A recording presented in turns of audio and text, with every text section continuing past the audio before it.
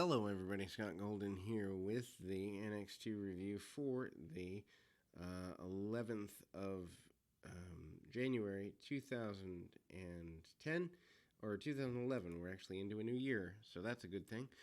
2011, and again, by far, NXT at this point is a goofy deal. We see, again, the removal of various people, including Novak and the switches and pros and all of that. More highlight stuff here, and we have all the pros in the ring kind of talking about all the pros or all the rookies lined up, and we have another one of the goofy challenges.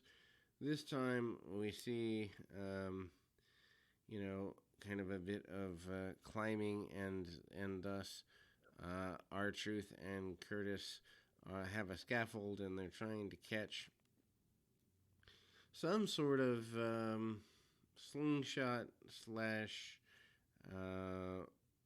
ball that bounces into some sort of deal here. Needless to say, a completely wasteful deal, but the challenge of the slingshot catch game is won by Daniel Bryan and Derek Bateman. Dissatisfaction from Alberto Del Rio with Ricardo Rodriguez, talking about having a problem with the rat. And so, obviously, there's promises of Conor O'Brien to be taken care of. O'Brien manages to come out here, and he's going to face Baron Saxton with the respective pros on the apron. Nothing really worth writing about. O'Brien, again, ends up going into the Ascension eventually years later. Amazing to me that they waste years of a person's career behind just goofy gimmicks. Saxton actually looks pretty good, doing a bit of babyface stuff. They can't really necessarily make up their mind whether they want him to be babyface or heel, and that's pretty obvious. He gets a cheap shot off, and the O'Brien is kind of here. I guess being aligned with Dolph kind of gets him a little bit of an advantage. Dolph pretty well liked at the time. O'Brien snaps Saxton over. Saxton manages to hit a couple of shots along the way, and again, there we go. Meanwhile, the problem as it relates to Alberto Del Rio is he's not happy with his choice in or selection in rookies, and so you can see that on the outside.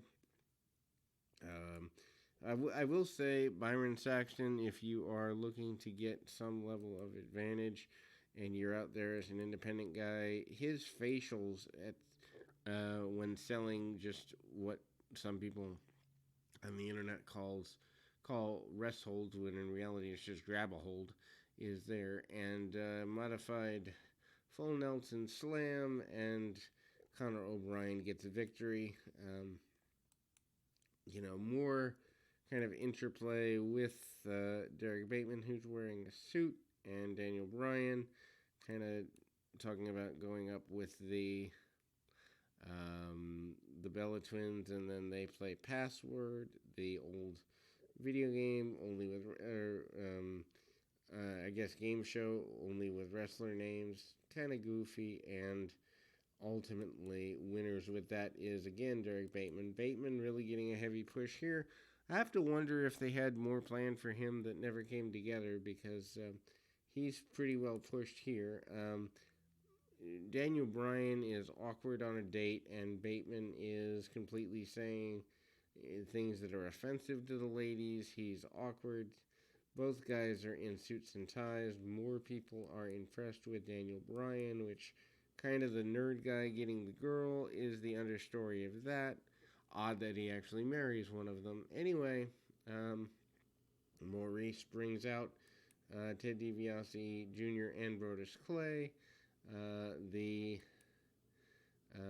I guess this goes into a tag match, pros and whatnot, rookies, as it were, and R-Truth and Johnny Curtis are out here. R-Truth and Johnny Curtis, you would think, are pretty okay, but in reality, they end up going into a singles match. DiBiase Jr. and Johnny Curtis is here. I think they probably were looking to do something with Curtis. I've mentioned before, and I will mention again, Ted DiBiase Jr. to me is a wasted talent in this era of WWE.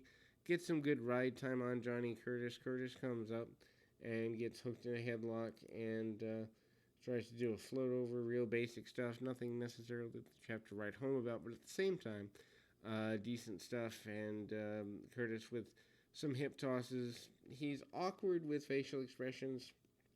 That is something that can be counted off against him. But it's here, and it's, I guess, okay. Curtis comes up with the snap suplex. Doesn't get everything he wants with it. And misses the slingshot leg drop back into the ring. Brodus Clay and Maurice looking a little suspect on the outside of the ring. DiBiase takes him down, chokes him out over the middle rope after several minutes of a reverse chinlock. DiBiase with some kicks, stomps him down, slows it down again, and ultimately there is a roll-up. DiBiase with a kind of sit-out powerbomb, doesn't get all he wants on that either. The match is not bad by any stretch. Short match, kind of worth going out of your way to see if you're a fan of either of these guys.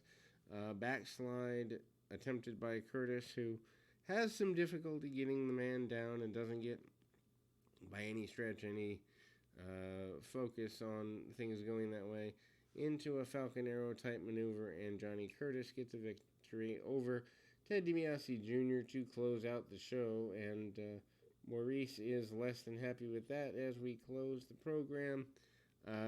But we will be back with more right after this.